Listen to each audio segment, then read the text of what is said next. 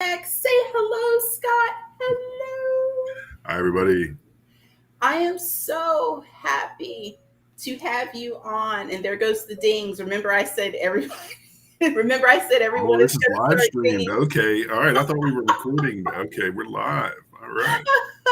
Pressure's on now. Yeah, that's how you know that that you are really live is when the dinging starts. Oh, wow. And Look at that. Okay. It's like that Facebook stuff where you're like live streaming. Yeah. Okay.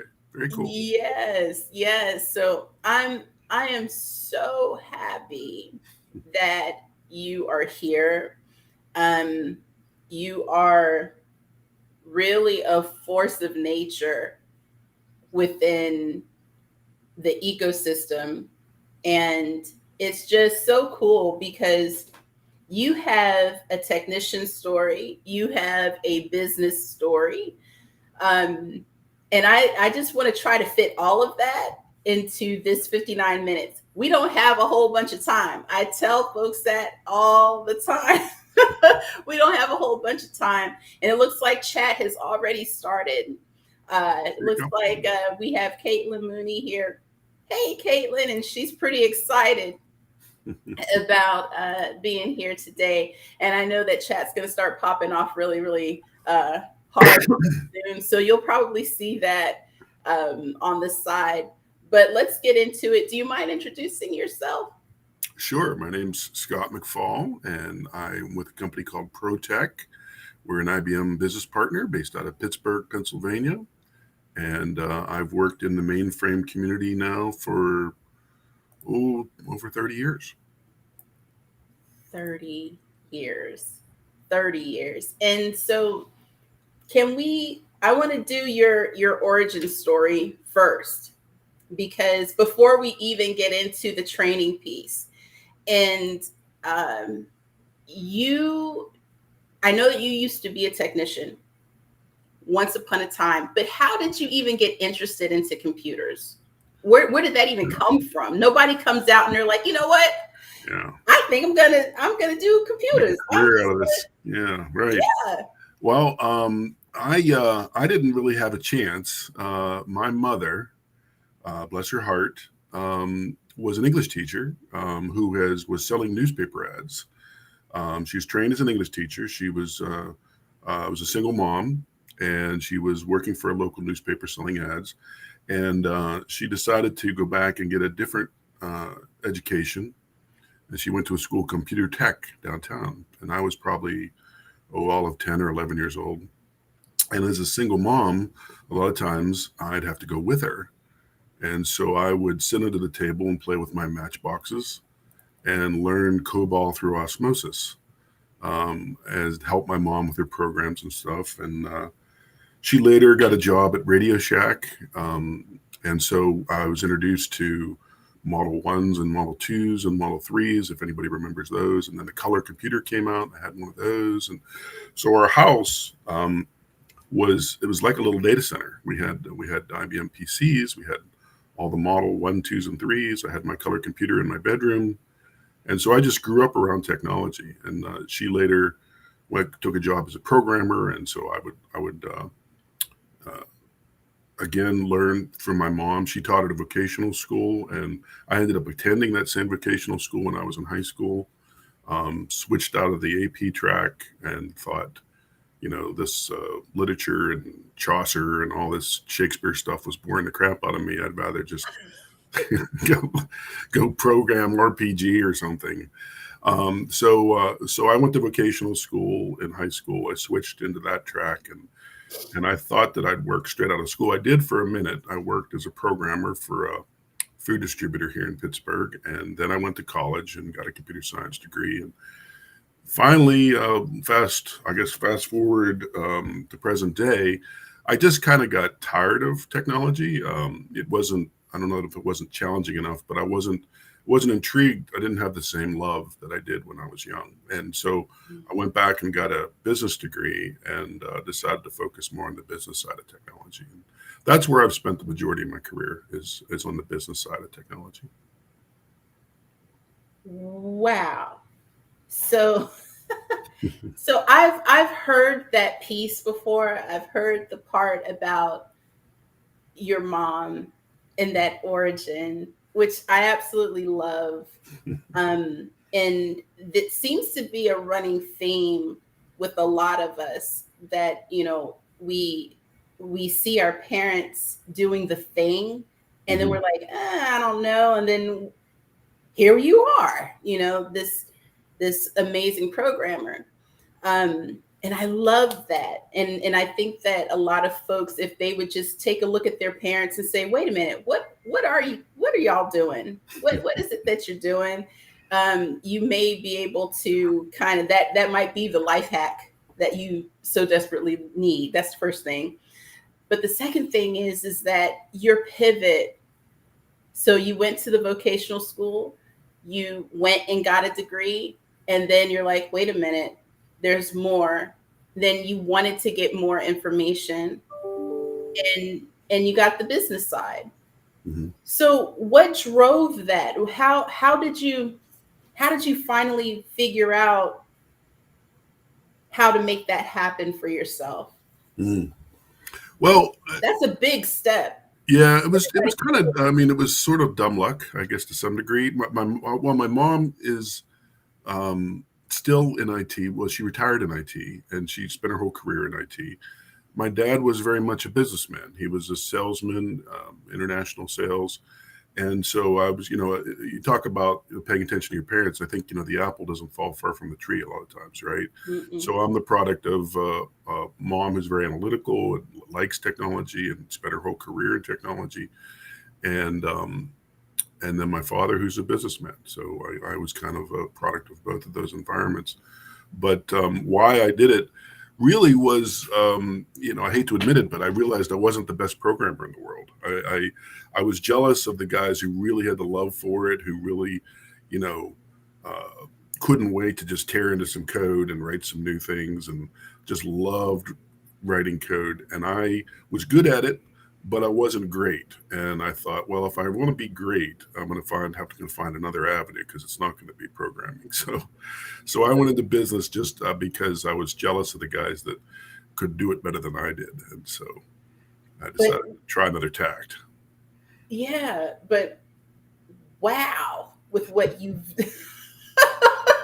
look at you now. Yeah.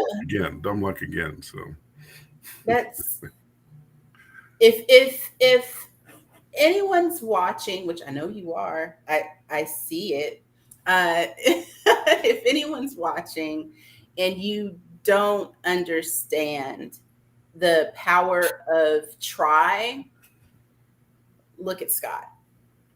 This is, I think, for me, it's just like, I think about your story. I've read this, I've seen it in person, no less. And I'm just like amazed, right? Because a lot of folks don't understand that you have to start somewhere, and you have to have a path, right? And sometimes the path is not straight, and you've proven that.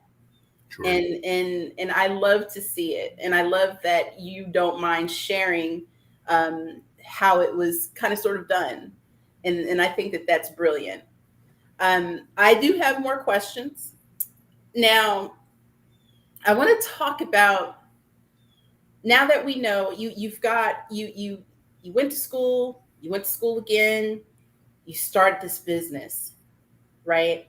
And what a business it is. So you and the company, you all focus on training. Correct. That's right. And so you are an IBM business partner. You yourself are an IBM champion. And hello, champion. Tell me more about ProTech training. Well, we are a small company, like I said, based in Pittsburgh. We started back in 1990.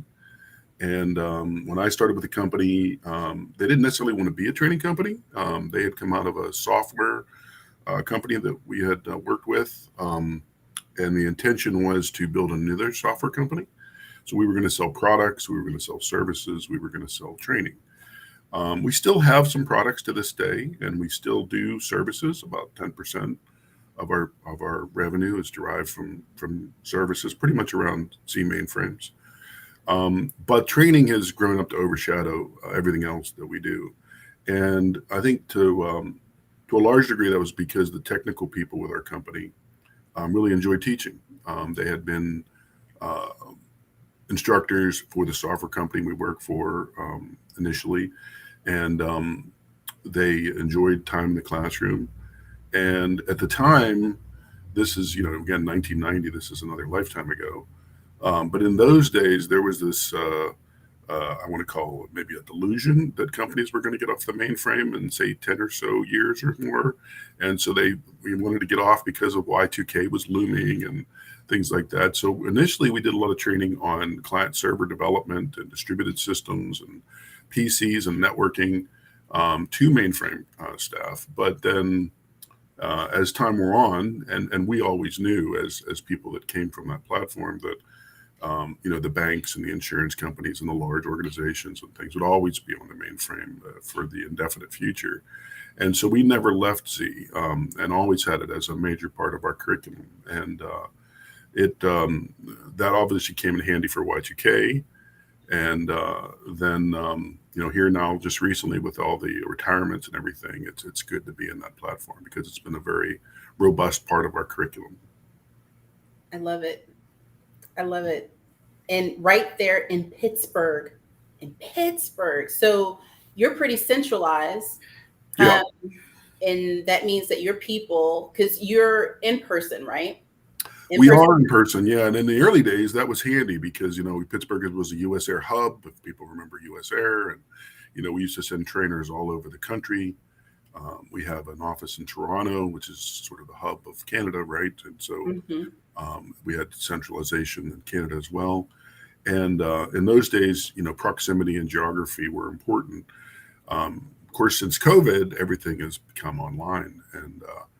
And it's been very slow to go back, which I don't know necessarily is a bad thing. I think the nice thing about virtual training is we don't have to try to evangelize it like we used to.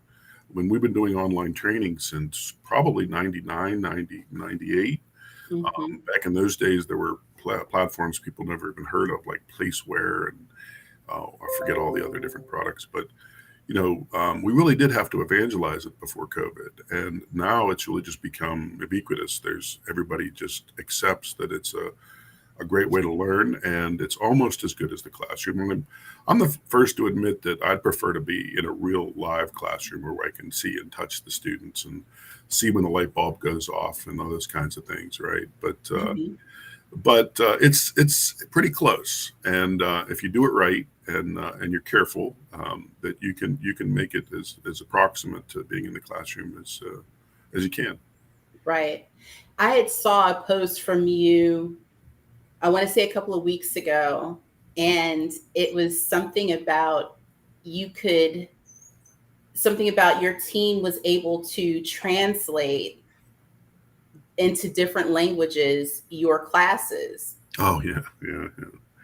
Yeah, we were doing a class for a bank in South America. Yeah. There was an interpreter, and he had a group behind him in like an auditorium sort of setting, and he was interpreting for them. And then there was another group that actually was bilingual.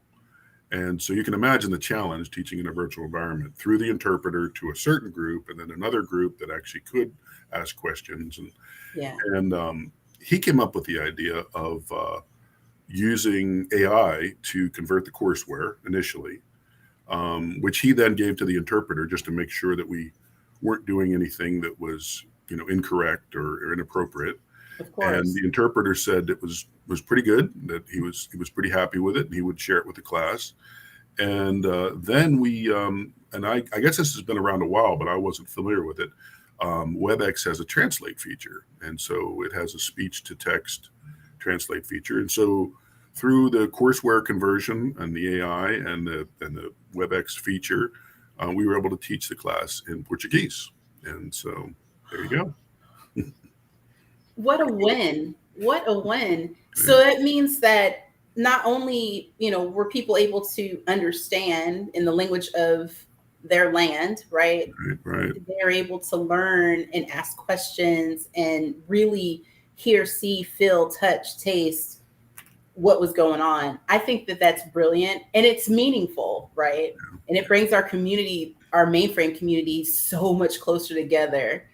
That's brilliant. That is a super win. And it kind of comes right on the foothill of what we learned at Tech Exchange with all of the AI right now, but you were one of the first people to really utilize this technology for good. And I think that that's so awesome. And you have an actual use case, to show, yeah, this works. It's not the big bad. Some people, you've heard the people. Well, yeah, there's a lot of people scared. Yeah, a lot of folks are scared, but look at what we can do with these things, right? Sure. Look at how we can help others, and that's what it's all about.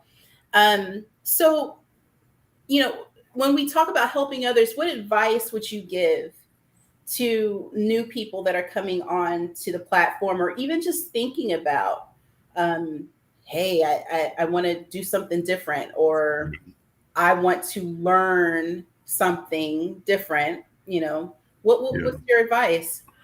Well, I guess the biggest thing I would say is, and this is something I can remember even early in my own career, was, the first thing people go to when they think about working in IT in general, and even the mainframe as in and of itself, is they think coding, right? They think, oh, it's all coding and very exacting work and tedious, and I don't think I'd be interested in that.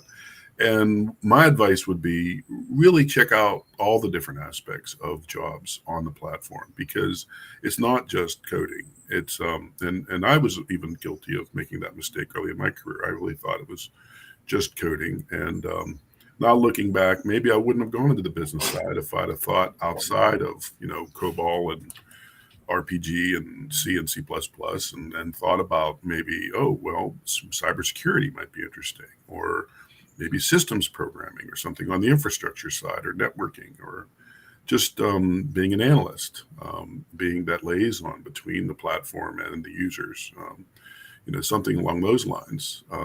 But there's a lot of different jobs, a lot of different roles, a lot of different things to do on the platform.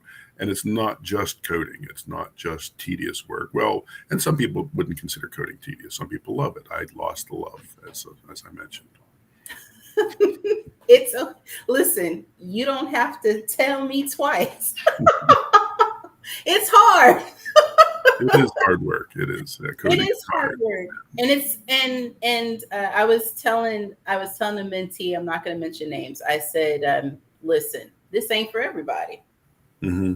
Mm-hmm. It's not, and they were like, "Are you sure?" I said, "Yeah, but there's so many spaces that are adjacent, like you just explained, where you can actually bloom and grow.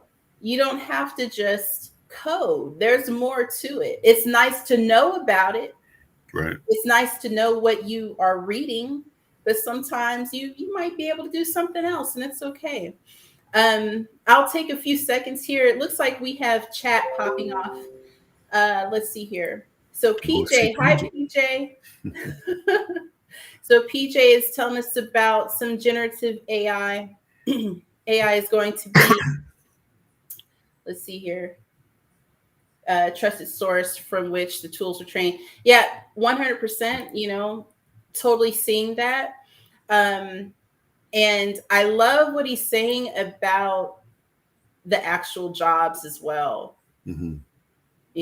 And folks just need to understand, there's, like I said, there's more to it, a ton more to it than what the media may, hi PJ, than what the media may put out there and be like, oh yeah, COBOL. There's more, you guys. Like with any other job, you got to keep the lights on, right? And so there's more to it.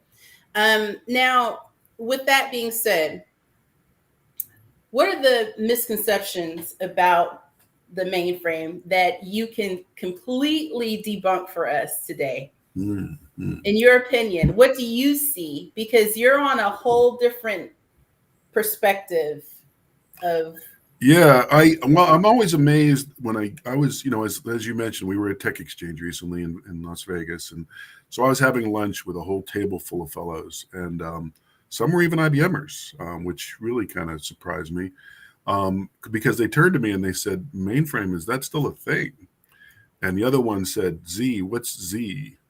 And it was interesting to watch the dynamic around this round lunch table, because there was an older IBMer, an older guy, about a little older than me, and he explained zero downtime. It's the mainframe, and oh, okay, and the younger fellow was like, okay, I've heard of that, and he goes, so they're still around, and it just was astonishing to me that somebody that even not only works in IT but works for IBM has to be explained that yeah, the mainframe's still around and still driving, most of what we consider modern America, or modern world, really.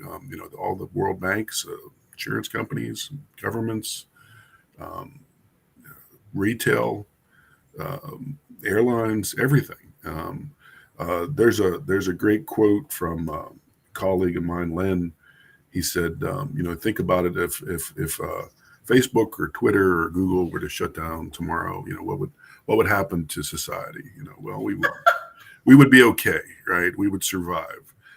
Now picture a world where the mainframe shuts down, and then imagine what would happen to society if that were to happen. There would be no airlines, there would be no banking, there would be, it would cause chaos. It would be, and so having to explain that to not only just people in my family around the Thanksgiving table, but even to IT professionals out there who don't understand the role of how critical the mainframe is, and how it's part of a larger picture, and it always has been. It's nothing new that the mainframe talks to other platforms and works with other platforms. There's been MQ series for years. There's always been, pulling data off the mainframe for data warehousing or whatever you might do, and it's always been an integral part of an IT organization. And the idea that it needs to go away or disappear or be retired is a notion that I think we're just going to have to continue to try to dispel from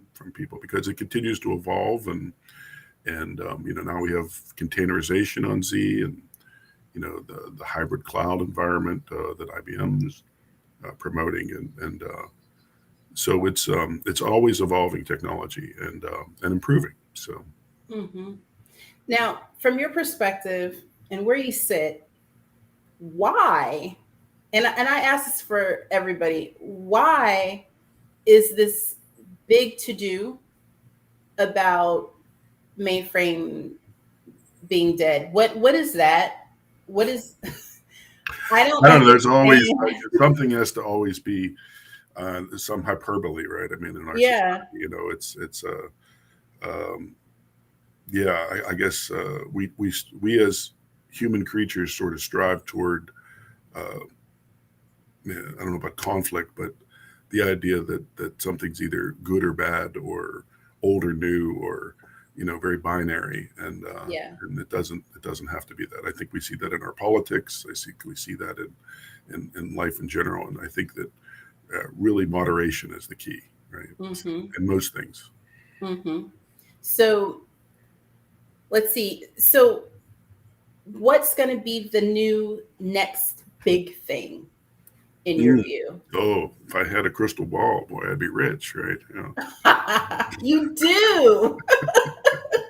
I don't know about that. I've never been one to bet on one given thing, right? So I like to try to, keep my hand in a lot of different things. Obviously, we're following AI very closely, and we have an AI practice, and teach things like Apache Spark and all the kinds of evolving technologies around machine learning. Mm-hmm. And I see the mainframe as integral to that. I mean, that's where the data is, right? I mean, it continues to astonish me that it's not as widely used as a AI platform, because of the fact that people are just used to moving the data off of distributed systems and running it there for their analytics. But I think that will change over time. I think that it will become less necessary to do that. And so I think that the mainframe has a bigger role in AI and analytics in general will continue to evolve. I know quantum computing is a comer. I have read a little bit about it. I've even been to some seminars and sessions at conferences about it. I'm still trying to get my head around how quantum will impact the mainframe, but I think that's something to keep your eye on.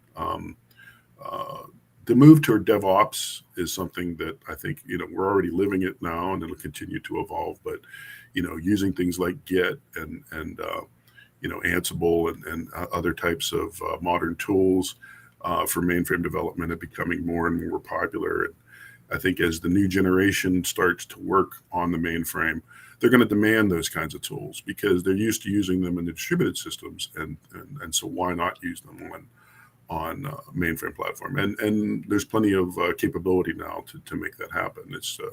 It continues to evolve, but it's very much a reality that we're living now. Mm-hmm. Mm-hmm. I think that's brilliant. I think that being able to combine the best of both worlds has made it not necessarily easier, but just more user-friendly for everyone. So if you don't want to use that, or if your shop allows for you not to use that and you want to, I have to be very careful, right? Because I can't say, if you don't want to use it, you don't have to use it, because I know that if your shop is saying this is what you have to use, and you have to use it. But yeah, if your shop allows for you not to use that, then boom, you don't have to. But you always have the choice of using whatever it is that you've traditionally used. And so Leslie's on. Hi, Leslie. And she's agreeing with you, Scott, and we love that. So in the big scheme of things, as far as people getting trained, what do you think that people right now coming on to some of these big companies that you train with, that you offer your training to, what is the trend right now? Is it all COBOL? Is it all assembler? What are you seeing? What should people be keeping their minds focused on when they're at home in their home lab? Well, if you limit the conversation to mainframe, which we typically are here, I would say yes, it still is COBOL and assembler. Those are the primary languages of the mainframe. However, we do occasionally get people that want to use Python or Java or other languages on the mainframe, and that does happen. And we have a whole practice. I mean, we had a WebSphere practice, 20 years ago that was very much in the Java world, and Python is a big seller for us for a lot of reasons, some of which are mainframe, some of which are not. But that's definitely a skill and a language that's very popular right now is Python. Very easy to use. It's very powerful, and is used a lot in all kinds of different aspects.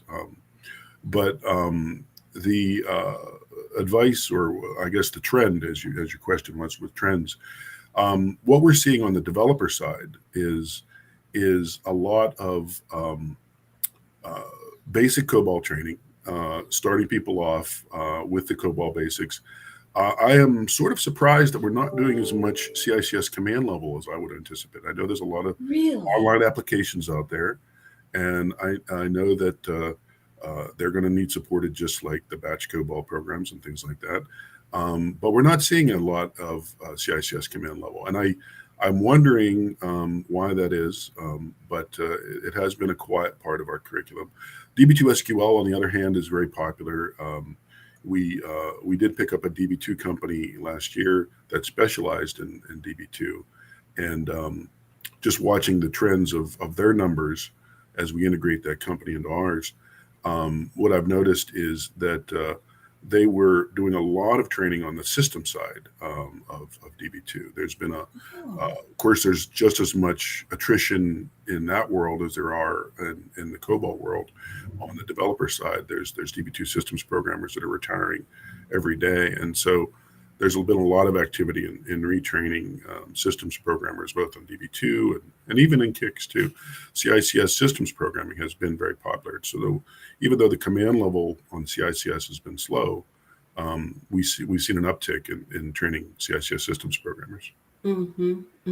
I love to hear it because I get a lot of email, as I'm sure you do as well. Probably a heck of a lot more than I do. More than I like. Yeah. But a lot of folks are always asking, what is it that I need to learn? What is it that I need to learn? And I'm like, wow, it depends on what you do. It really depends on what you do. But I'm always saying you've got to learn these basic things because it kind of helps you to move and groove once you are in production or out of your pre-apprenticeship or whatever it is that you're doing, right? I guess. And so that snippet of what you're saying is very helpful because a lot of folks are going to be like, oh, maybe that's what I need to be doing. And Leslie chimed in with JCL and VSAM and stuff, and agreeing with the Python. I've noticed that there is a lot of demand for Python right now, on many different levels.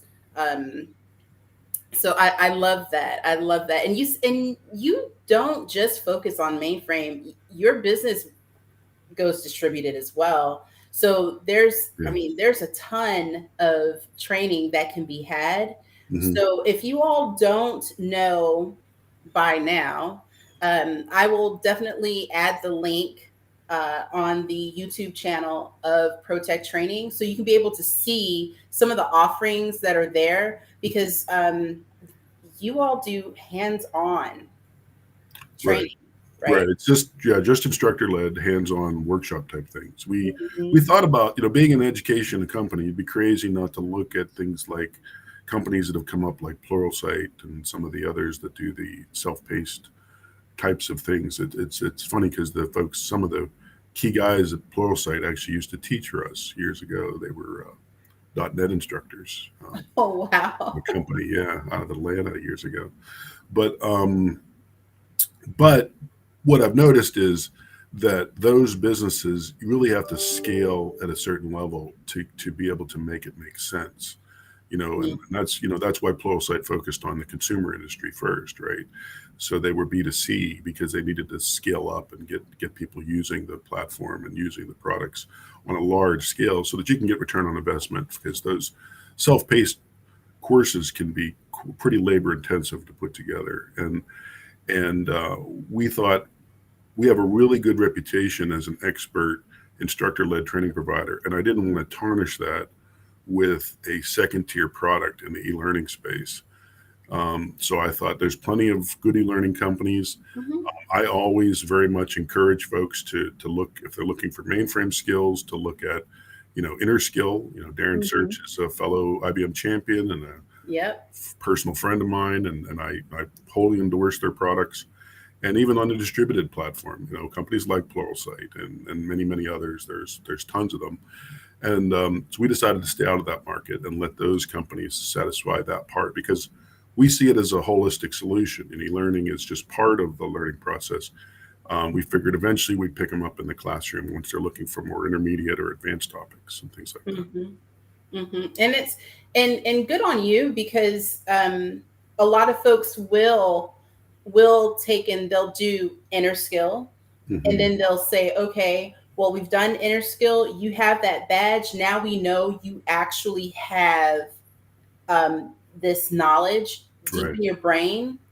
Now we're going to take you over to in-person, and they bring in ProTech. Okay, let's see what you're doing here. And then you have that piece, and then they're able to transition. It's really a good balance. We call it blended learning. Blended learning is the term we use in our industry.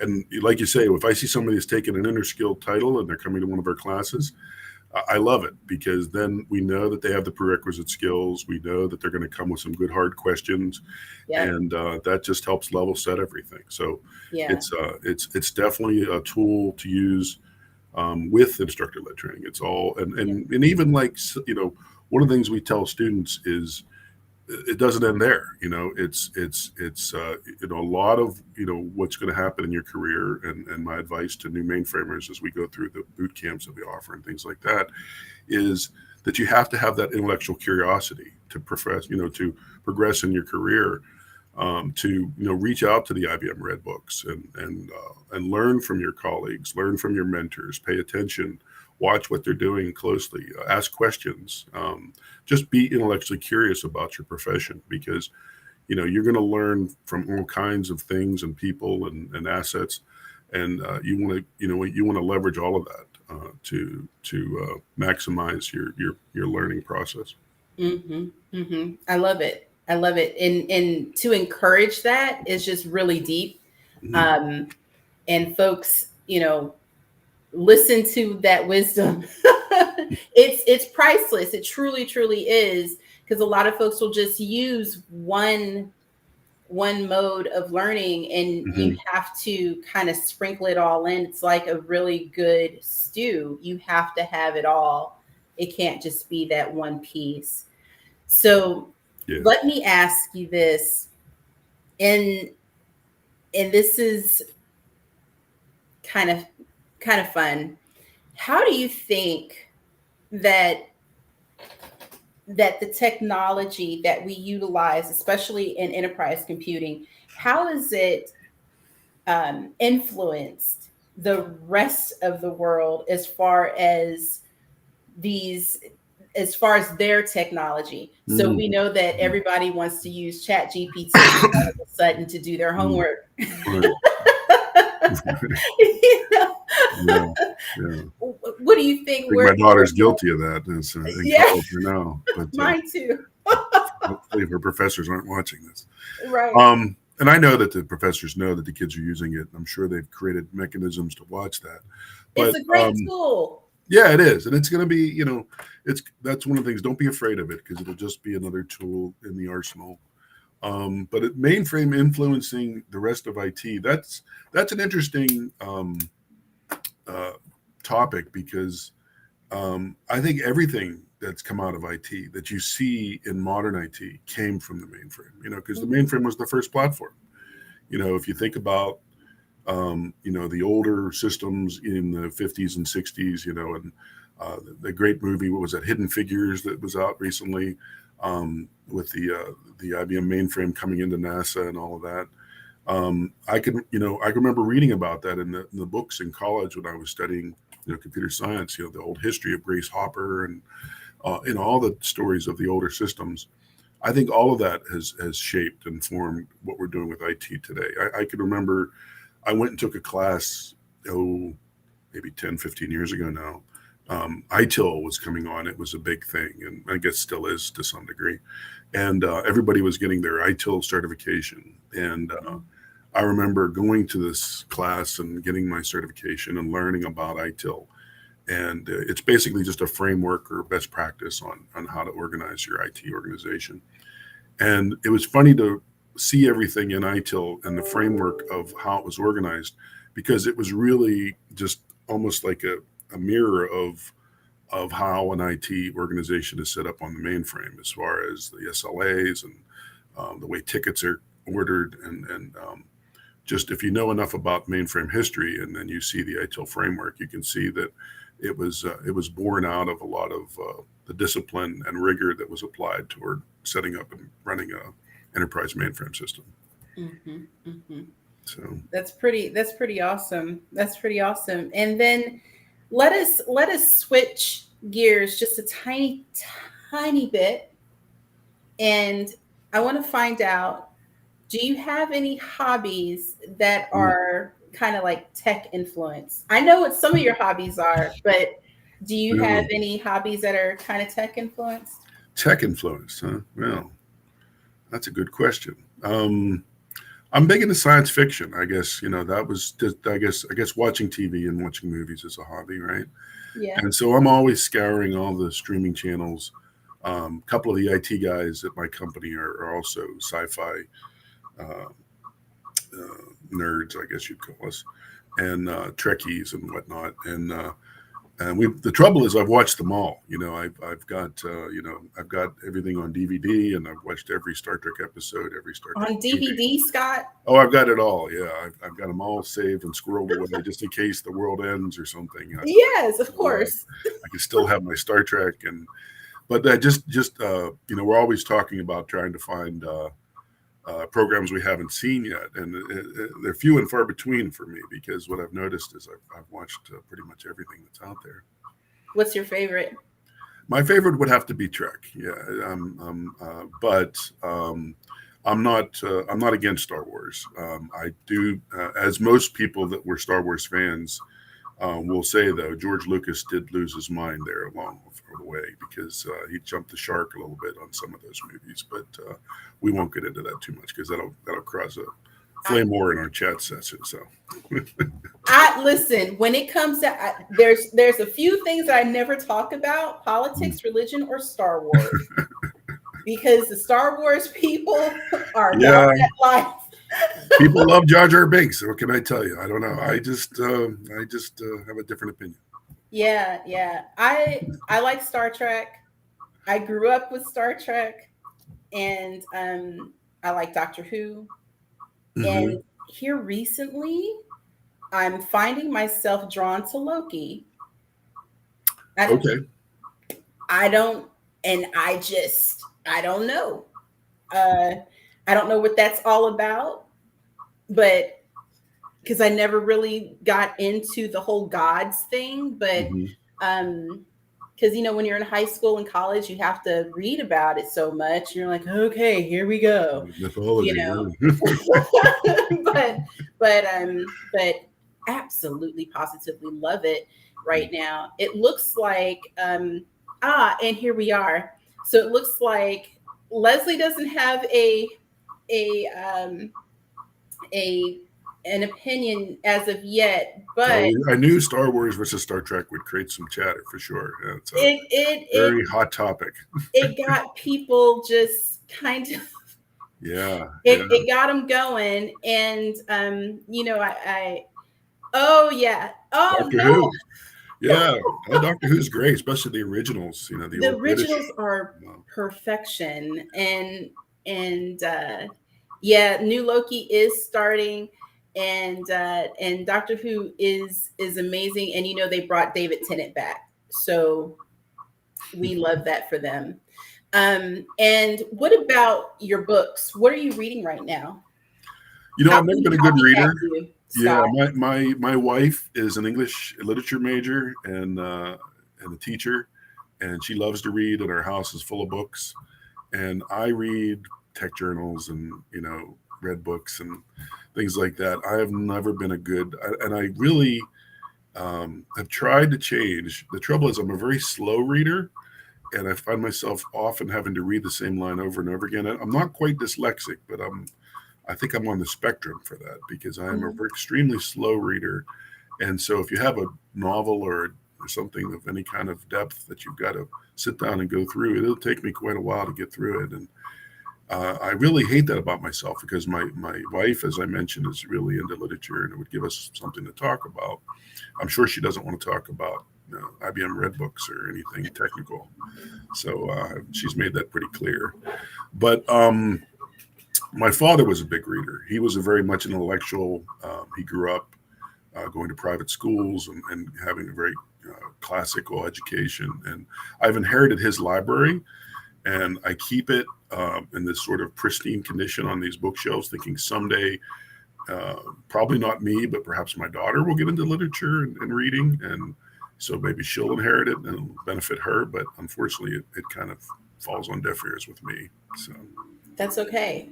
Yeah. That's okay. Look, you're doing the hard part, with the tech journals and stuff. I mean, but you would have to, and that takes up time.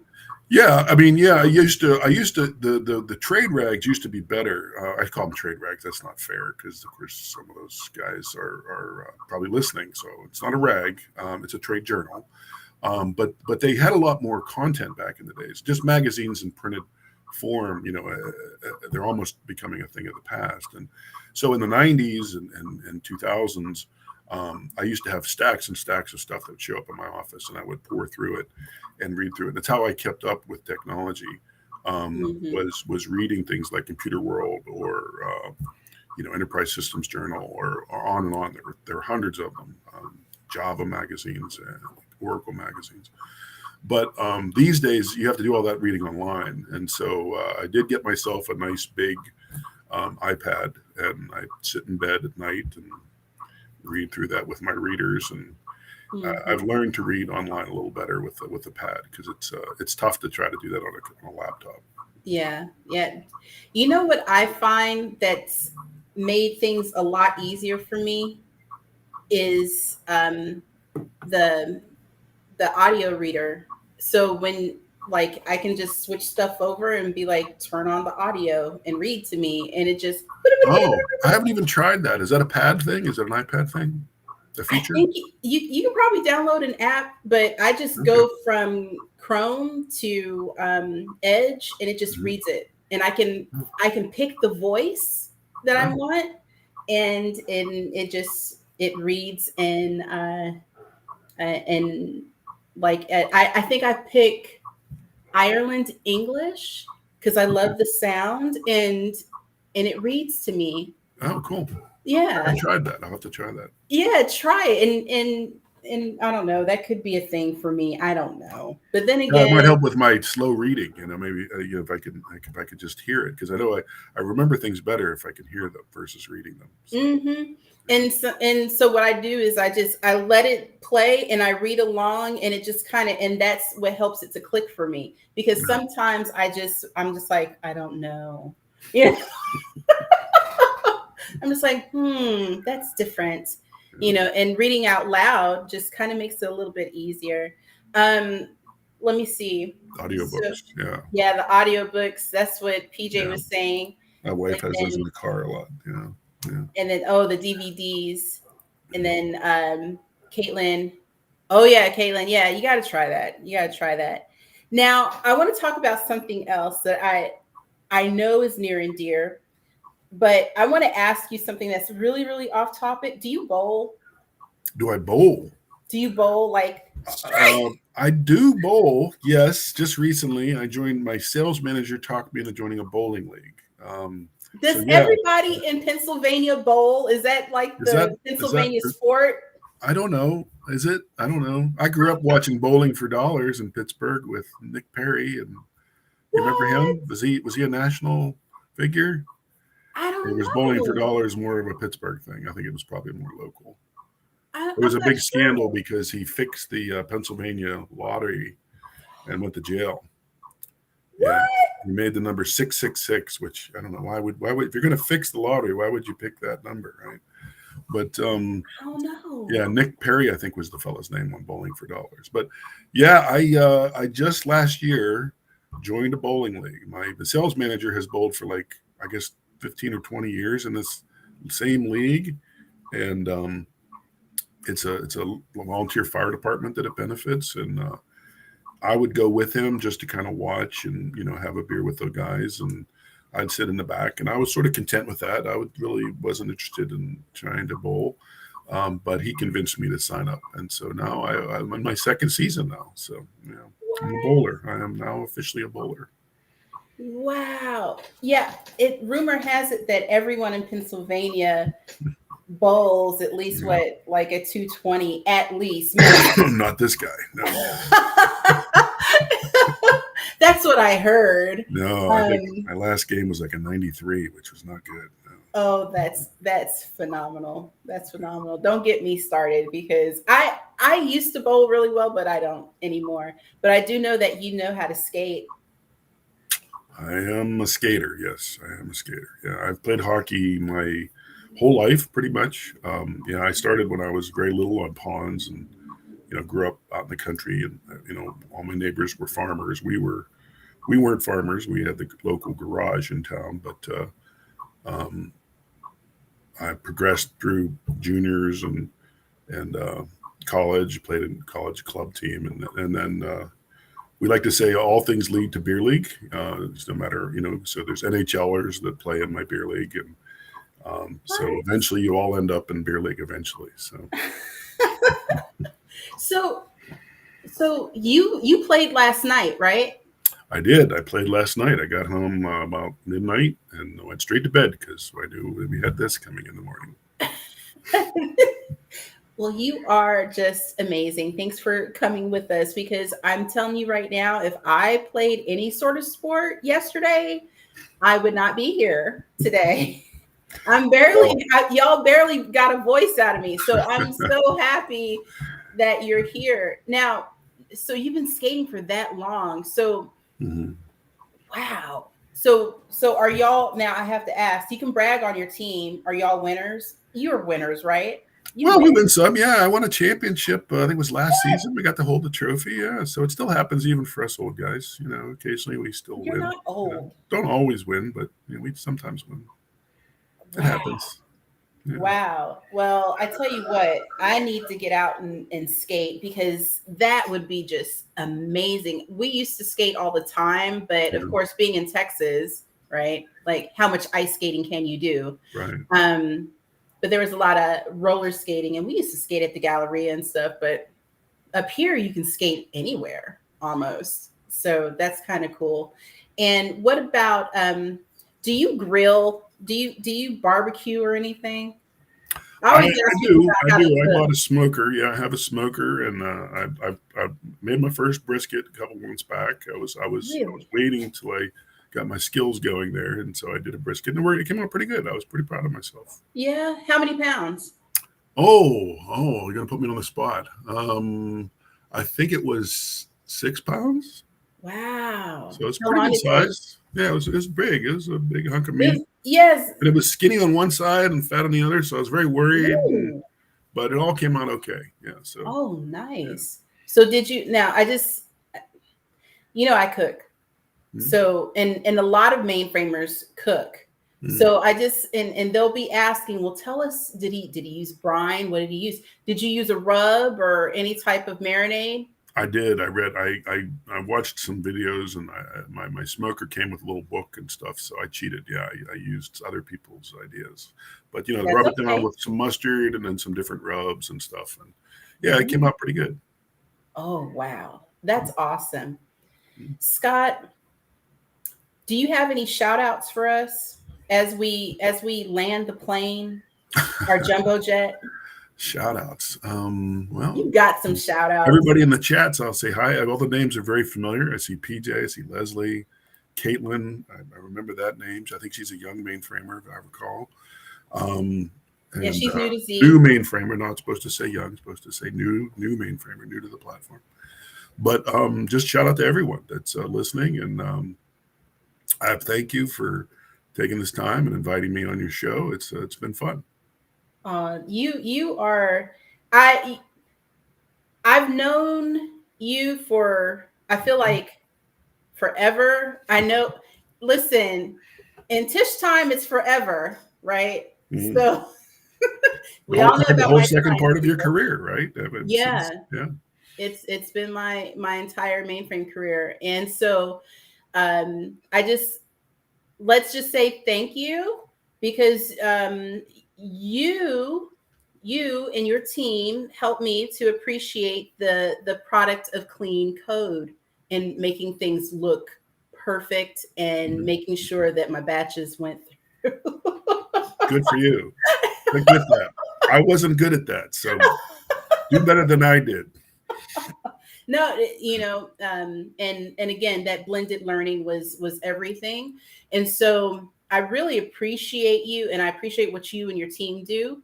And just, for those of you that are watching, again, there's always like a path, but it might not be straight. And you just take it in stride, right? And sometimes there's a map to it, but that map might be like a GPS. It may say turn left, but you go right, but you can always go right until you get back to the left. And so you've done amazing, Scott. amazingly well. And I think the best part and the most what am I trying to say? The part of your entire story that I like the most, especially today, was how you explained your pivot. And not necessarily that you didn't like to code, but it wasn't in your heart. And we all know the coders. We know the coders. Right. We see them. Yeah. They're out there. They know who they are. They know who they are. And you coders know who you are, because it's in you, it's in your heart, it's on your skin and your clothes. We can see it. Yeah. And then there's some of us that are not coders, right? It does not mean that we're not good at it. It just means that we're not coders, and that there are some adjacent things that you can Plenty do. of other things in IT. Yeah. Absolutely. And you can still be on the platform and still do some good stuff. Exactly. Just like you. Yeah. Just like you. Thanks for coming, Scott. Thank you so much. Enjoy the rest of your day. I appreciate you being here. We are like right on time. And thanks for stopping by. I'll go ahead and close out. Anything left that you would like to say? Anything else? No, just great being here, and I really appreciate it. And I'll look forward to catching up with you at the next conference. Yeah, next conference, Orlando. You're going to Orlando? Share. Yeah, I'll be there. I know. I'll see you then. See you there. All right. Thank you so much, everybody, for joining us. It has been marvelous. We have another guest coming next Sunday. And who is it going to be?